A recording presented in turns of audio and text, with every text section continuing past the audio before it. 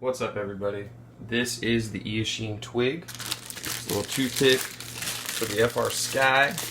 There's two versions. There is a caddx Baby Turtle HD version that was $129, and then there's the what is it? The runcam Nano 2 version.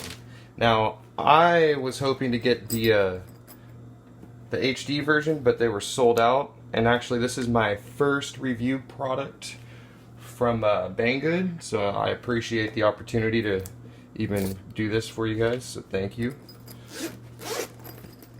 So this is the unboxing. There we go. Get that focus in there for you. See what's inside. What I like is this case too. It comes from a nice little case, so you can take it on the go with you. There we go. Very nice. And I've got some other props to actually try on this. Let's see. Yeah, I've got some other props to try on this. And I have the caddx Baby Turtle. It's on sale right now for 20% off, so if you want to check in the description, the link is going to be in there. Right now it's 20% off, so it's $55. It might take a bit to get there, but